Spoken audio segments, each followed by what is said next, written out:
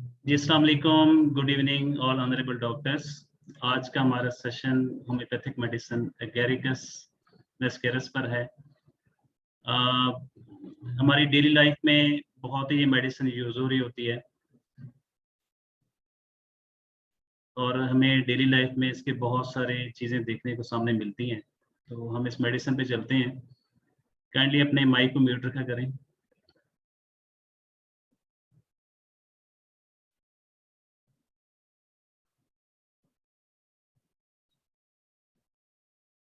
जी, तो agaricus मेस्केरियस homeopathic medicine है जो कि फंगस से तैयार की जाती है। और ये जो फंगस है ये बहुत पॉइजनस होती है। उसकी रीजन ये होती है कि इसके अंदर मिस्कैरिन नेरोटॉक्सिन पाया जाता है जो कि बहुत ज्यादा पॉइजनस होता है। जैसे इसको इंजेस्ट करते हैं, इसको लिया जाता है, खाया जाता है, तो उससे कुछ घंटों बाद इसका असर शुरू हो जाता है। और उसकी पीछे रीजन क्या होती है कि जिस तरह आप स्क्रीन में देख रहे हैं कि ये जो फंगस है ये बड़ा कलरफुल, ब्यूटीफुल, खूबसूरत सा है। दूसरों को ये अट्रैक्ट करता है। इसके अम्ब्रेला को आप देखें कि रेड कलर, उसके ऊपर वाइट, तो ये बड़ा खूबसूरत सा एक इसका जो ना वो आ रहा होता है, मिजाज आ रहा होता है। तो ये इसकी खूबसूरती लोगों को इसकी तरफ अट्रैक्ट करती है। ठीक है, इसकी खूबसूरती लोगों को इसकी तरफ अट्रैक्ट करती है।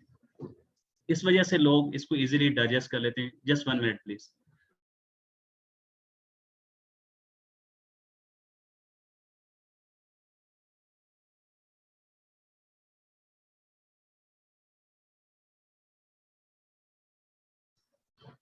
सॉरी।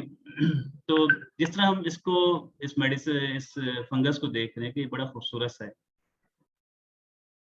और फंगस अपनी खूबसूरती की वजह से लोगों को अट्रैक्ट करता है। बेसिकली ये मशरूम है और कुछ मशरूम एडिबल्स होते हैं, कुछ नॉन एडिबल्स होते हैं, क्योंकि इसमें हाई प्रोटीन्स पाए जाते हैं। तो अब ये जो है ये नॉन एडिबल है, पॉइजनस फंगस है।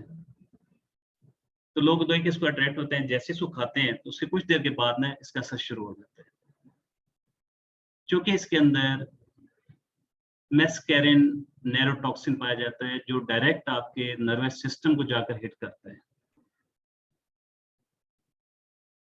तो होम्योपैथिक मेडिसिन किस तरह इसके साइड इफेक्ट को खत्म करती है? अगर इसी फंगस को गर्म पानी से धो लिया जाए या पोटेंटाइज कर लिया जाए तो इसके हार्मफुल इफेक्ट खत्म हो जाते हैं।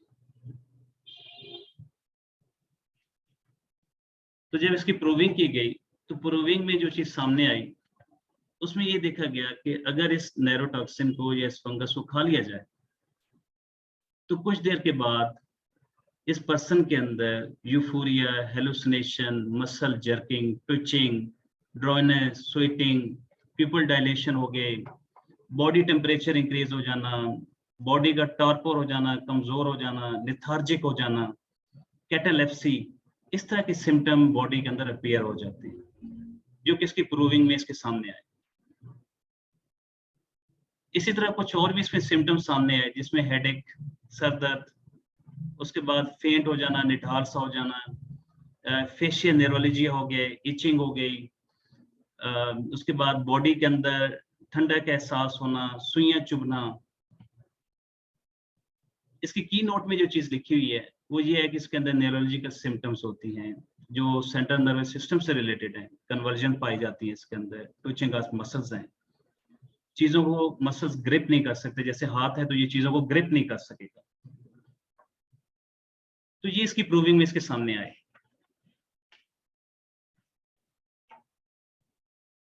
अब हम देखेंगे कि वो क्या चीजें हैं जो एगेरिकस के पेशेंट के अंदर ये चीजें डेवलप होती हैं, उसके पीछे रीजन क्या होती है।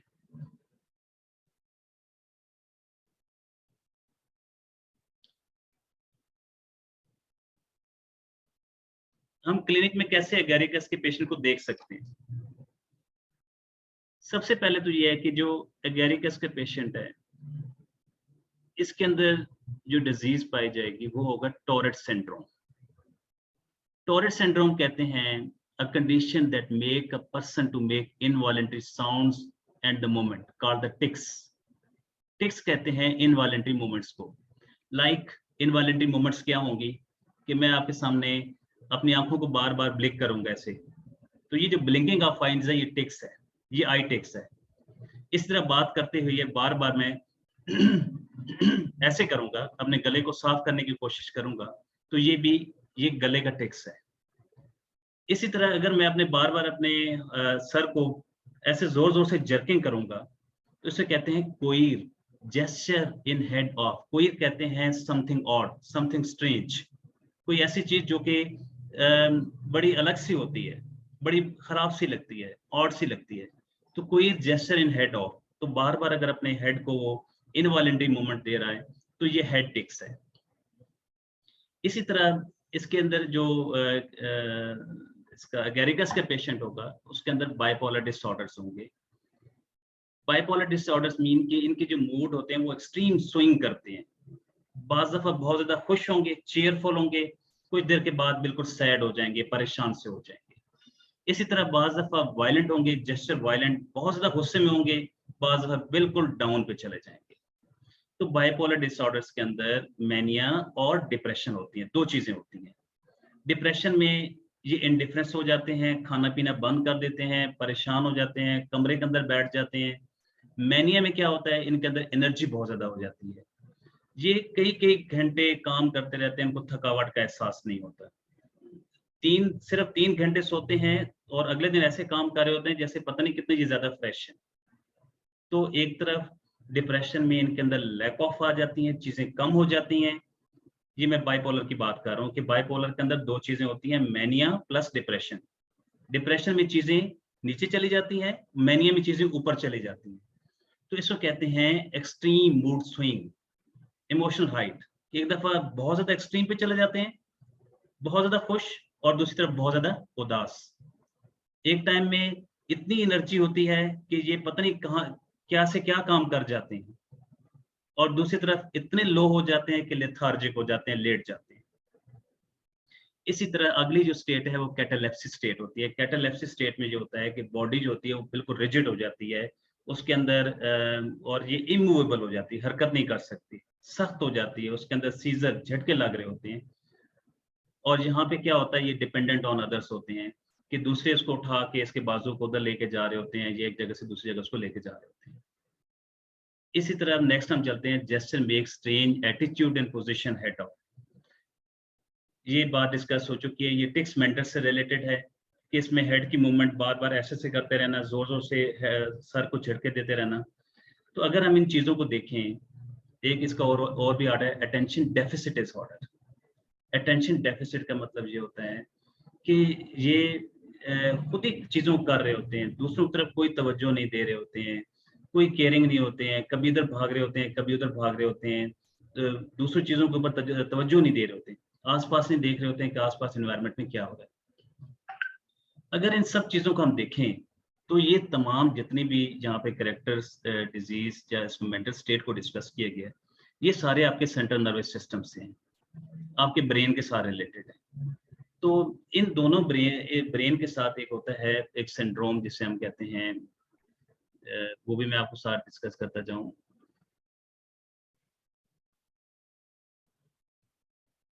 कोरेसकोफ सिंड्रोम कहा जाता है, और कोरेसकोफ सिंड्रोम के अंदर भी सेम यही चीजें जहाँ पे डेवलप हो रही होती हैं.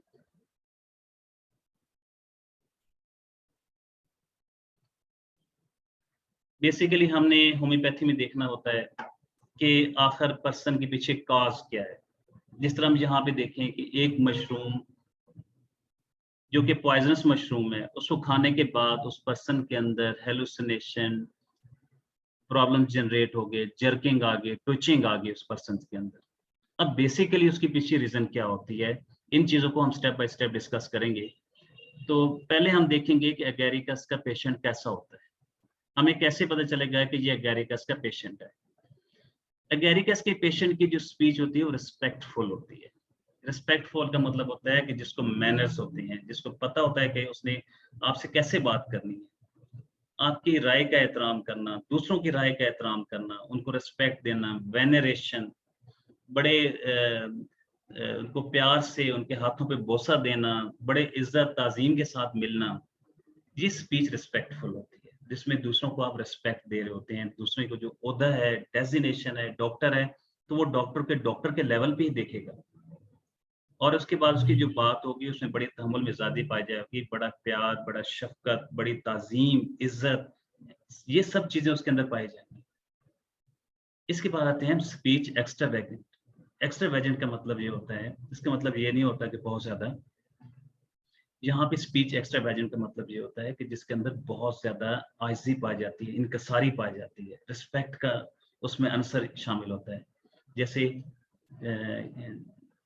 हेलो डॉक्टर प्लीज, क्या मैं अंदर आ सकता हूँ? अगर आपकी इजाजत हो तो मैं जहाँ बैठ सकता हूँ। Doctor please can you give me a pen?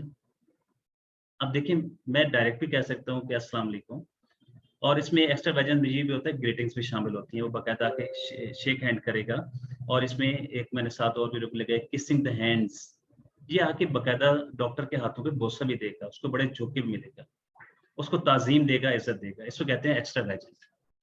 इसी तरह speech jerk by, speech jerk का मतलब ये होता है कि जब ये बात करेगा तो चूंकि इसके पीछे इसकी मेमोरी वीक होती है, ये अपने आप को एक्सप्रेस नहीं कर सकता। Memory weak, express can not itself, अपने आप को एक्सप्रेस नहीं कर सकता। तो इसके अंदर जो डिजीज होती है उसे कहते हैं डेमेंशिया पैरेटिक।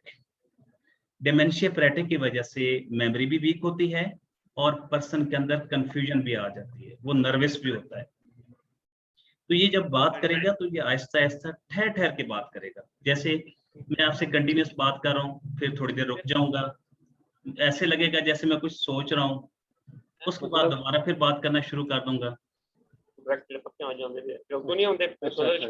काइंडली करें प्लीज।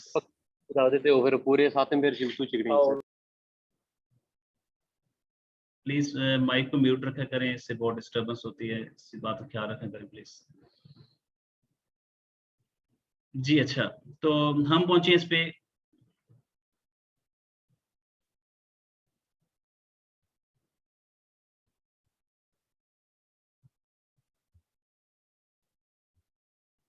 जी। तो स्पीच जर्क बाय, जर्क का मतलब ये होता है कि बात करते करते, जैसे आपने गाड़ी देखते हैं ना, पेट्रोल खत्म होता है ऐसे हिचकोले मारती है, इसी तरह ये भी बात करेगा। तो कंटिन्यूस बात करने के बाद थोड़ी देर रुक जाएगा, फिर कुछ सोचेगा, फिर उसके बाद बात करेगा। इसे कहते हैं स्पीच जर्क बाय, और ये ऑब्जर्वेशनल रूब्रिक है। इसी तरह स्पीच इनआर्टिकुलेट, इनआर्टिकुलेट का मतलब ये होता है कि इसका माइंड और इसके वर्ड्स दोनों एक दूसरे का साथ नहीं दे रहे होते, ये क्या बोलना चाहता है और उनके दरमियान एक तरतीब नहीं होती। आर्टिकुलेट कहते हैं तरतीब को, इनआर्टिकुलेट का मतलब ये होता है कि उसके अंदर कोई तरतीब नहीं होती उसमें। और इसकी पीछे रीजन क्या होती है? Dementia pyretic, confusion of mind, इसकी पीछे रीजन होती है। ये इसकी डिजीज का नाम है, इसकी मेमोरी वीकनेस का। उसके बाद आता है स्पीच मैरी। मैरी का मतलब होता है बहुत खुशी, जोक्स, लतीफे, बहुत कोई ये सुनाएगा। इसके बाद आते हैं स्टार्टिंग। इलेक्ट्रिक एज, स्टार्टिंग मतलब होता है स्टार्ट हो जाना। जैसे आप स्विच ऑन करते हैं तो मोटर चलना शुरू हो जाती है, ये मशीन चलना शुरू हो जाती है। आपने कहना जी यस, आपका प्रॉब्लम क्या है बताएं। उसके बाद इसने स्टार्ट हो जाना है, इसे रुकने का नाम नहीं लेना, इसे कहते हैं स्टार्टेड इलेक्ट्रिक एज।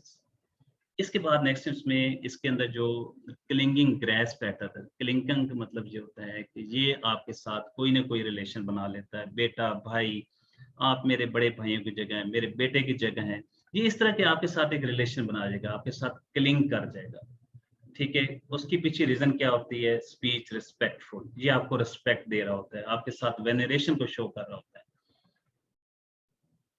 देन हम आते हैं जी, इसकी जो बातों से हमें लगता है डिल्यूजन ऑफिसर ही इज, ये अपने आप को शो कर, डॉक्टर मैं ऑफिसर हूँ, मेरे पास एक अथॉरिटी है। Delusion great person is, doctor जितने भी गांव के लोग हैं, इलाके के लोग हैं, वो सब मुझे अपना बड़ा समझते हैं, कोई भी उनकी बात हो मेरे पास आते हैं अपने मसलों को हल करवाने के लिए।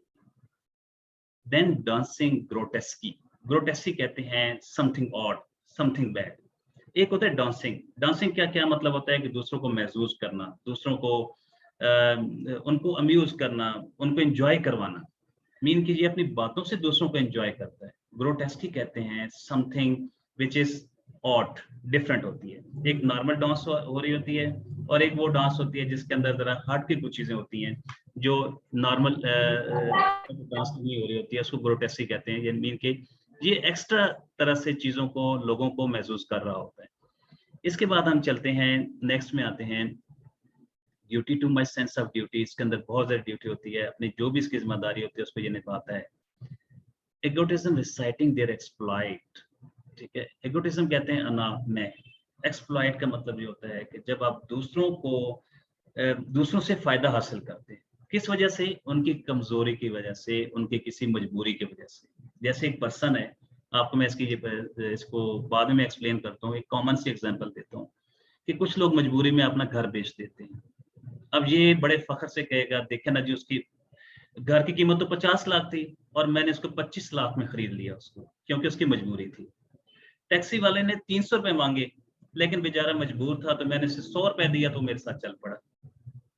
तो ये इस तरह के अपने उन चीजों को जाहिर करता है, अपनी अना के, देखे मैंने उससे फलां ये काम ले लिया, वो लड़का लायक था, बहुत लायक था, या वो फलां ऑफिसर जो था वो बहुत कॉम्पिटेंट था, ठीक है, मैंने उसकी मजबूरी से फायदा उठाया और उसने मेरी प्रमोशन कर दी, मेरी एसीआर जबरदस्त लिख दी। तो ये अपने उन कारनामों को जाहिर करता है, बयान करता है।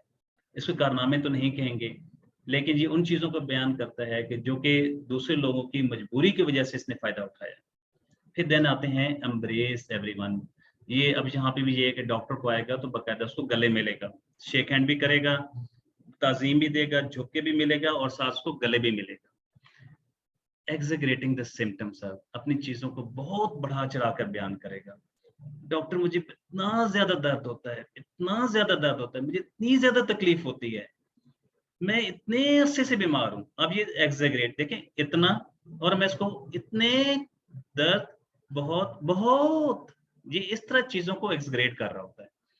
इसी तरह देख सकते हैं एक्साइटमेंट रिलीजियस, रिलीजियस कहते हैं मजहबी, एक्साइटमेंट कहते हैं मजहबी जोश खरोश, क्योंकि ये लोग रिचुअलिस्टिक होते हैं, ठीक है। रिचुअलिस्टिक बिहेवियर, रिचुअलिस्टिक कहते हैं जिनके पीछे कुछ ना कुछ बिलीफ्स चल रहे होते हैं, कुछ ना कुछ रस्में चल रही होती हैं और उन चीज़ों को ये फॉलो कर रहा होता है।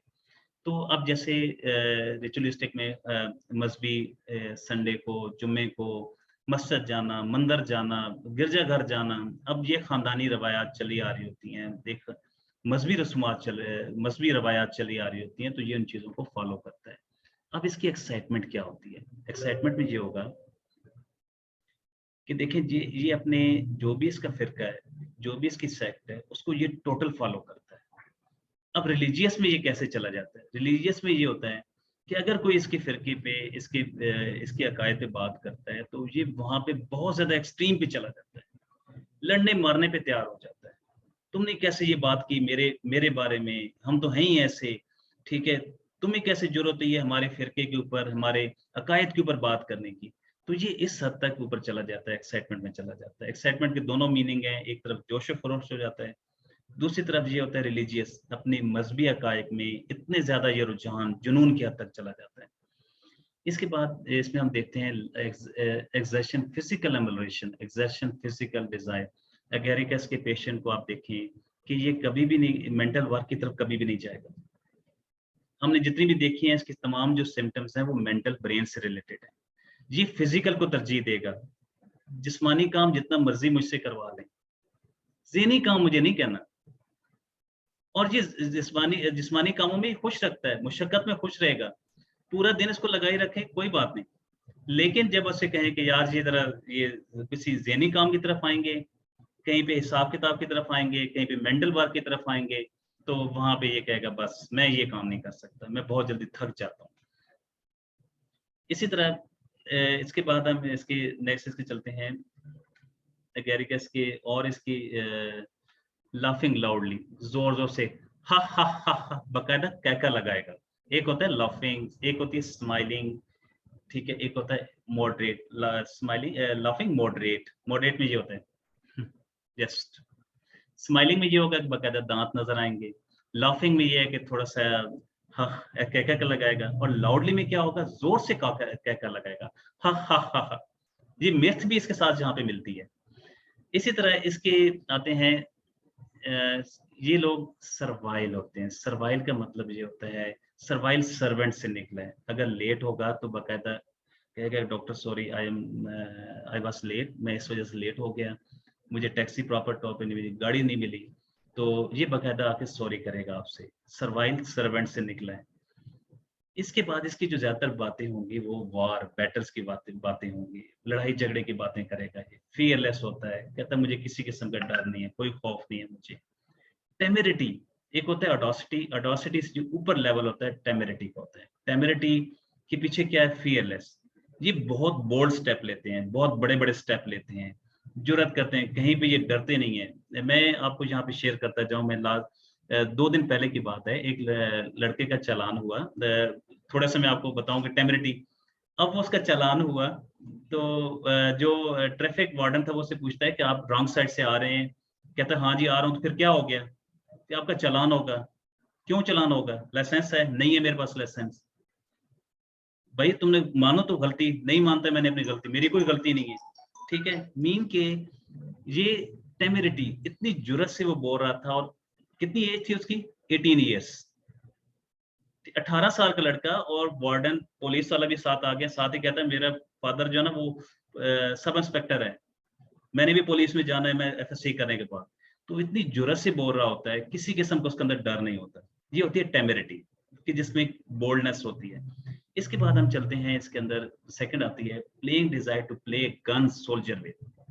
चूंकि ये फियरलेस होते हैं, बोल्ड स्टेप लेते हैं, टेमेरिटी इनके अंदर होती है, तो ज्यादातर इनके जो शौक होते हैं गन्स के साथ खेलना, लड़ाई की बातें करना, सिपाहियों की बात करना, सोल्जर्स की।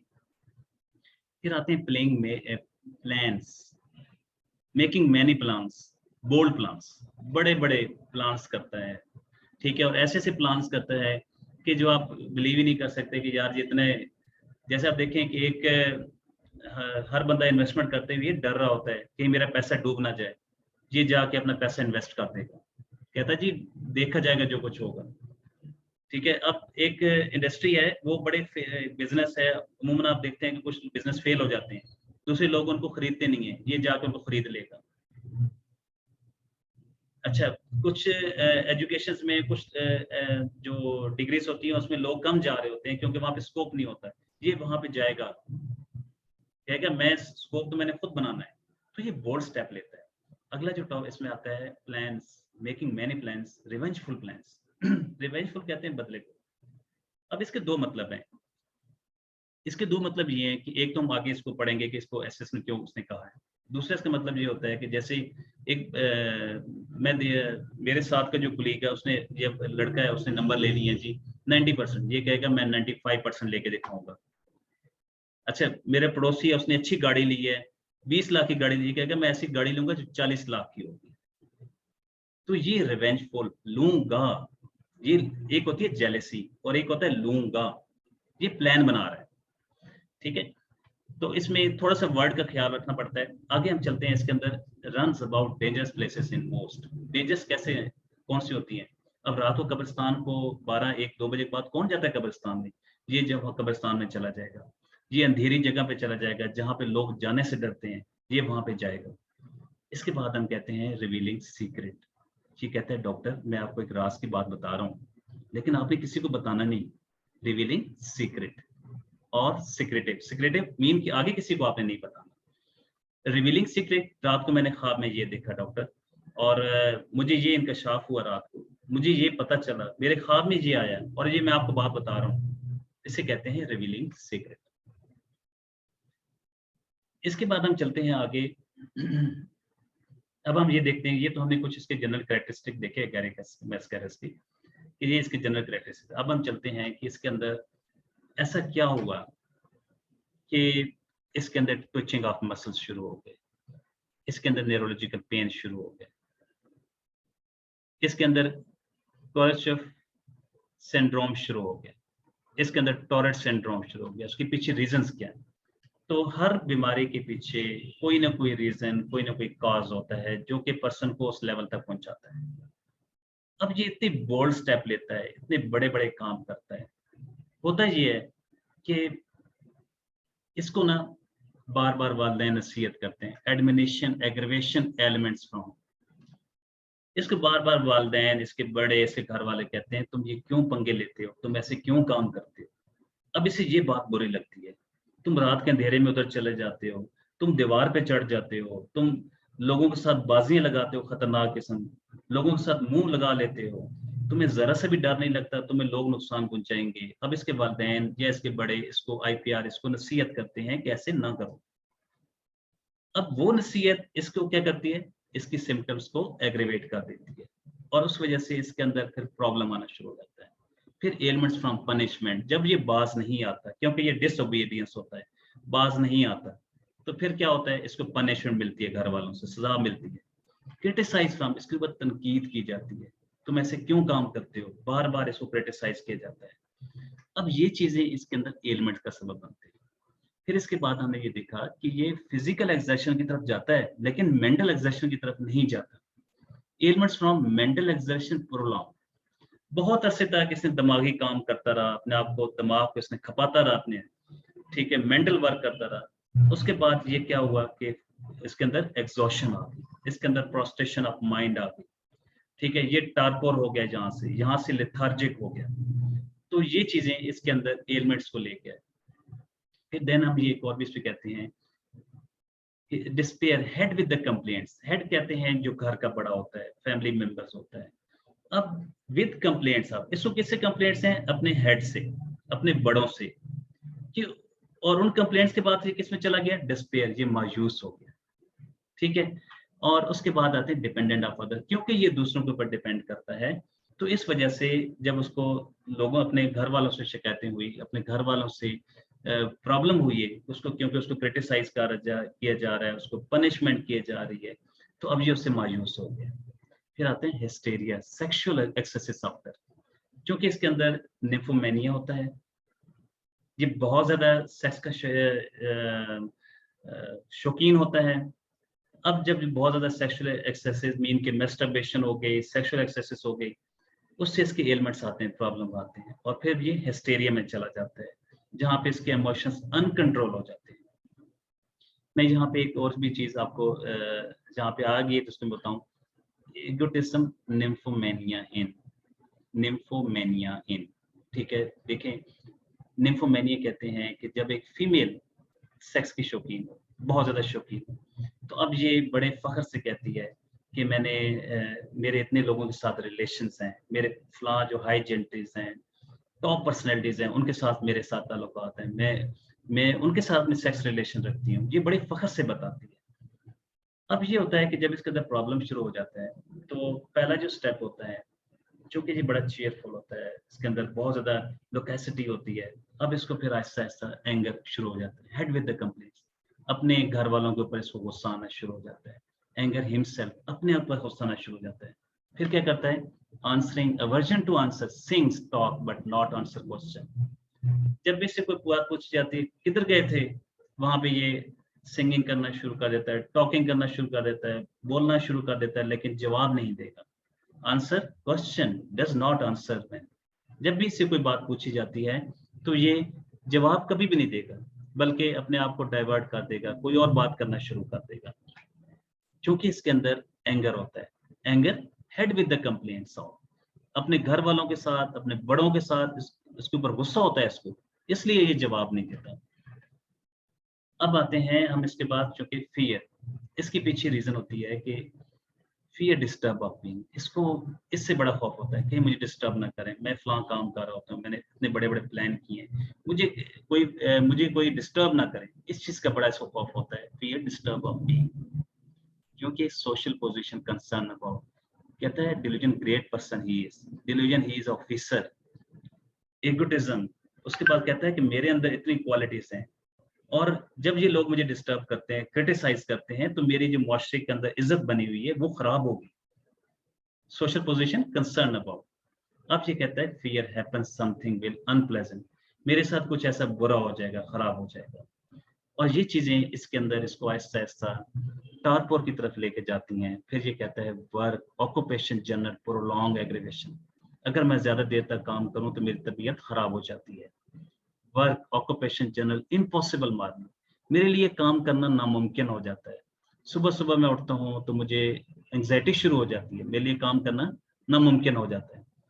अब इसके बाद चलते हैं हम इसके डिल्यूजन्स में चलते हैं कि इसके अंदर क्या डिल्यूजन्स होता है। ये कहता है delusions arms belongs to her, arms do not.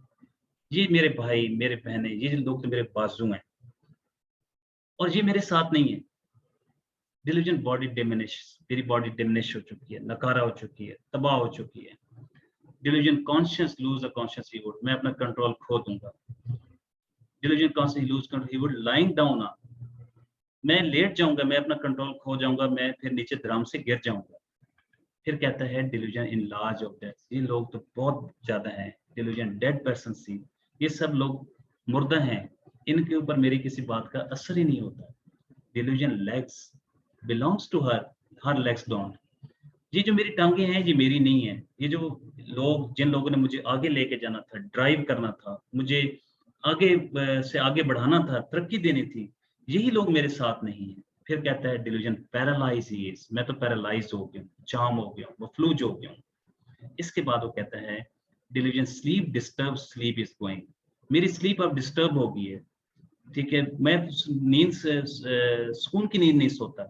Delusion runs never before she could run as, मैं इतना भागता रहा, इतना मैं आगे पीछे मैंने मेहनत की, काम किया, आज तक मैंने कभी नहीं किया था, लेकिन अब पैरालाइज, अब मैं पैरालाइज हो गया। Delusion people conversing with absent people, अब तो ऐसे लगता है कि ये जो लोग हैं, मैं किसी मुर्दा लोगों से बात कर रहा हूँ, ये लोग तो मेरे सामने हैं ही नहीं। एब्सेंट का मतलब ये होता है कि जो सामने मौजूद नहीं होते, मीन के एक्चुअली वो प्रेजेंट है, सामने मौजूद है, लेकिन इसकी नजर में क्या है, वो एब्सेंट लोग है। इसके बाद वो, जब हमने पढ़ा था कि वो अपने इसको, सॉरी, यहाँ पे था reveal the secret, reveal the secret, अपने राज बताता है दूसरों को। ठीक है, और उसकी वो राज क्या होते हैं, वो इसके ये राज होते हैं। Delusion help confess his sins at the gate of oblige to, ये अपने जितने भी कहते हैं, जरा से मुझे कोई कहेगा तो मैं अपने सारे गुनाह तस्लीम कर लूंगा, क्योंकि वो गुनाह मैंने नहीं किए, बल्कि मेरे पीछे delusion he is occupied by the some super human, yes delusion he is control over the super human, किसी सुपर ह्यूमन के कंट्रोल में, मैंने नहीं किए, उसकी वजह से मैंने ये सारे काम किए। तो अब ये क्या कहता है, मैं उनको रिवीलिंग द सीक्रेट, मैं उन चीजों को तस्लीम कर रहा हूँ, मैं वही इंकशाफ कर रहा हूँ। और डॉक्टर कहता है डॉक्टर आगे आपने नहीं बताना कि मुझसे ये गलतियां हो चुकी हैं, मैं ये काम कर चुका हूँ। तो ये चीजें इसको आहिस्ता आहिस्ता फिर डिले इंसैनिटी में, एंगर से इंसैनिटी में चला जाता है, इंसैनिटी में जाके ये शाई हो जाता है, शर्मीला हो जाता है, इंसैनिटी एंग्जाइटी के साथ ये इंसैनिटी में चला जाता है। आप देखिए ना, कुछ लोग जब परेशान होते हैं तो वो जुनून की हद तक चले जाते हैं, अपने सेंसेस लूज कर जाते हैं। जब उनके नजदीक कोई बाद में जाता है, वो कहता है नहीं परे हट जाओ, मेरे नजदीक ना आना। फिर इंसैनिटी शाई, शाई किसे कहते हैं, आपने ये देखा होगा कि ये जो पागल लोग होते हैं अक्सर जब बैठे होते हैं और उनके नजदीक जब दूसरा कोई बाद में जाता है, तो वो वहां से उठ के दूसरे आगे चले जाते हैं, इसे कहते हैं इंसैनिटी शाई। तो ये बंदा भी शाय होता है, और जब इसके नजदीक इसके घर वाले या इसके आईपीआर आते हैं तो ये वहां से उठ के आगे चला जाता है। तो ये इंसैनिटी इसको ड्राइव करती है डिलीरियम की तरफ, फिर इसको डिरेल कर देती है। और डिलीरियम में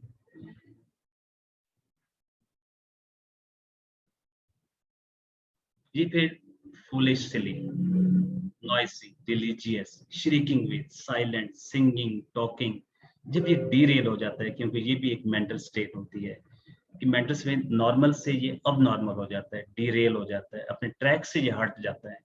तो पहले ये इतना फियरलेस होता है, जब डिलीरियम में चला जाता है तो ये कॉर्डिस हो जाता है, बुज़दिल बन जाता है। फिर लगता है डिलीरियम इंटॉक्सिकेटेड एस, कहता है मुझे तो ऐसे लगता है जैसे हर वक्त मैं नशे में होता हूँ, बदहोश होता हूँ। डिलीरियम रिकग्नाइज नो वन, अब मैं किसी को नहीं पहचानता। श्रीकिंग, चीखता है। साइलेंट, खामोश हो जाता है। Singing, talking but want answer, गाना गाएगा, घूमेगा फिरेगा, लेकिन जवाब नहीं देगा, किसी को आंसर नहीं करेगा। सॉरोफुल, बहुत गमगीन हो जाएगा। तो ये इसकी डिलीरियम स्टेट में चला जाता है। और इसके बाद डिलीरियम के जो बाद फिर ये इसकी जब ये चीजें और ऊपर चलती हैं तो ये डिमेंशिया पैरेटिक, अपनी यादाश्त खो बैठता है, इसकी यादाश्त कम हो जाती है। और उसकी वजह से फिर क्या होता है, इसके अंदर कंफ्यूजन आ जाती है, ये अपने आप को एक्सप्रेस नहीं कर सकता, इसकी मेमोरी वीक हो जाती है, ये डिटर्मिनेशन ग्लूमी, ये सैड हो जाता है, फिर ये कहता है स्पेस्ड आउट, अब मेरे घर वालों के अंदर मेरी कोई जगह नहीं रही है, ठीक है, ये सैडनेस में डिप्रेशन में चला जाता है। फिर ये कहता है स्पेस, मेरा इन लोगों के साथ स्पेस आउट फीलिंग, स्पेस, अब तो मेरे घर वालों के अंदर मेरी जगह ही नहीं रही है। Sensitive noise to talking up, जो लोग वो बातें कर रहे होते हैं, ये उनको सुन रहा होता है, वो बड़ा सेंसिटिव होता है, और नॉइज क्या होता है, वो बातें जो इसको बुरी लग रही होती हैं, इसको अच्छी नहीं लग रही होती।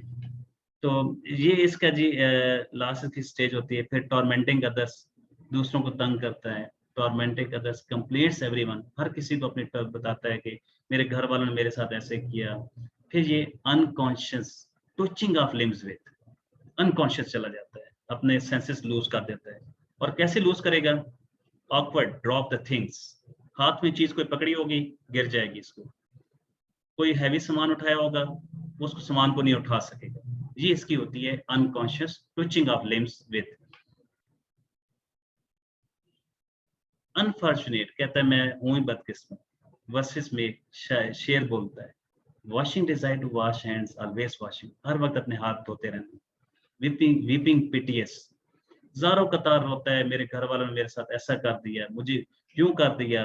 फिर टारपोर, ये टारपोर चला जाता है, टारपोर में ये होता है कि ये बिल्कुल लेट जाता है, लेथार्जिक हो जाता है, इसके अंदर किसी काम करने की सलाहियत नहीं होती, बेहिस्सा हो जाता है। तो ये था इसका एक छोटा सा इंट्रोडक्शन एगेरिकस का, कि लास्ट इसमें यही चीजें इसको फिर कहाँ से कहाँ तक पहुंचा जाती हैं, कि वो बेसिकली इसके पीछे क्या रीजन थी जो कि इसको इस स्टेज तक लेके आती हैं। अच्छा, ये अभी ये बंद हो जाएगा, रीज्वाइन करना चाहते हैं तो रीज्वाइन कर सकते हैं। तो थैंक यू वेरी मच। ये था एगेरिकस का जर्नी, इसमें बहुत सारी चीजें डिस्कस करने वाली हैं, लेकिन इतना उसको डिटेल में नहीं बताया जा सकता, टाइम बड़ा शॉर्ट होता है। तो इस हवाले से अगर आप क्वेश्चन है तो आप रीज्वाइन है उसमें आप पूछ सकते हैं। Thank you very much.